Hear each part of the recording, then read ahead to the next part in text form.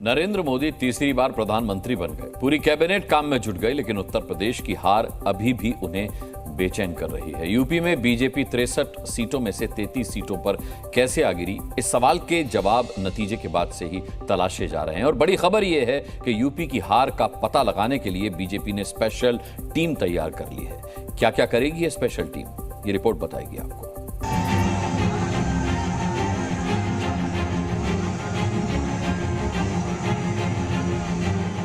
चारों ओर एक ही नारा गूंज रहा है, अब की बार। अरे जरा योगी जी से ट्यूशन लो, बुलडोजर कहां चलाना कहां नहीं चलाना।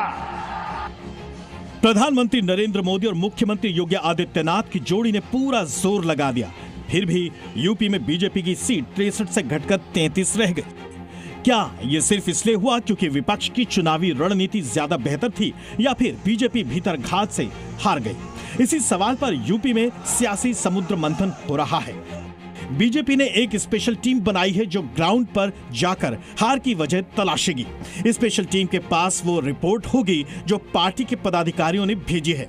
देखिए अब तक हुआ क्या क्या है। जिन सीटों से बीजेपी के प्रत्याशी हारे हैं, उन्होंने अपनी रिपोर्ट भेज दी है। इसके अलावा जिला प्रभारी और जिला अध्यक्षों ने भी हार पर अपनी रिपोर्ट बनाकर प्रदेश मुख्यालय को सौंप दिया है।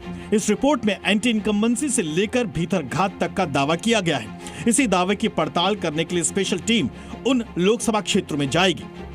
यूपी हार की वजहों को लेकर इसी हफ्ते समीक्षा बैठक भी होनी है। बीजेपी के हारे हुए कई उम्मीदवारों ने कैमरे पर आरोप लगाया कि उनके क्षेत्र में पार्टी के ही नेताओं ने भीतर घात किया। मुजफ्फरनगर सीट से हारे बीजेपी उम्मीदवार संजीव बालियान ने अपनी ही पार्टी के नेता और पूर्व विधायक संगीत सोम पर समाजवादी पार्टी को जिताने का आरोप लगाया था। हालांकि संगीत सोम ने इसे खारिज कर दिया। संगीत सोम पर आरोप तो बीजेपी के सहयोगी दल आरएलडी के नेता रोहित अग्रवाल ने भी लगाया था। हालांकि उन्हें आरएलडी की ओर से नोटिस भेजा गया और कहा गया कि जुबान संभाल कर बोलें। वैसे बीजेपी की सियासी भीतरघात पर विपक्ष मौज ले रहा है। वो यूपी में अपनी कामयाबी का बार बार जिक्र करके बीजेपी को कैसे चढ़ा रहा है, देखिए। अगर ये सरकार 3 महीने भी चल जाए तो आप देखिएगा, क्योंकि इनकी नीयत में सेवा नहीं है, जनता के मुद्दे नहीं है, सिर्फ और सिर्फ लूट खसोट भ्रष्टाचार है। बीजेपी इस समय खासकर उत्तर प्रदेश में सियासी वार पलटवार से दूर रहकर काम कर रही है। खुद योगी आदित्यनाथ चुपचाप बड़े बड़े फैसले ले रहे हैं, जिससे 2024 की हार की भरपाई 2027 के विधानसभा चुनाव में हो सके। ब्यूरो रिपोर्ट, जी मीडिया। योगी एक तरफ बुलडोजर चलवा रहे हैं और दूसरी ओर खटाखट रोजगार का दरवाजा खोलते जा रहे हैं। लखनऊ के अकबर नगर में 1500 से ज्यादा मकान और दुकान पर बुलडोजर चलाया गया है। 3 दिनों से बुलडोजर एक्शन में है। दरअसल यहां पर कुकरेल रिवर फ्रंट को डेवलप किया जा रहा है।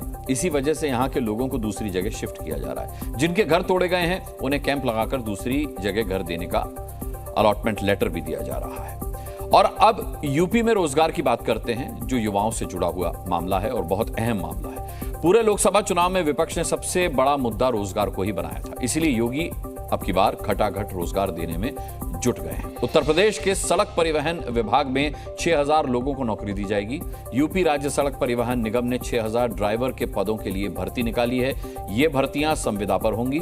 यूपी के पंचायती राज विभाग में 4821 पद भरे जाएंगे। ग्राम पंचायत सहायक और अकाउंटेंट कम डेटा एंट्री ऑपरेटर पदों पर भर्ती होगी। उत्तर प्रदेश के अलग अलग सरकारी विभागों में जूनियर इंजीनियर के 4000 से ज्यादा पदों पर भर्ती की प्रक्रिया चल रही है। 14 जून 2024 तक इसके लिए आवेदन किया जा सकता है। उत्तर प्रदेश में अधीनस्थ सेवा चयन आयोग अगले कुछ महीनों में 11000 से ज्यादा पदों पर भर्ती प्रक्रिया को अंतिम रूप देने में जुटेगा। इसमें 7000 से ज्यादा पदों पर आवेदन प्रक्रिया पूरी हो चुकी है।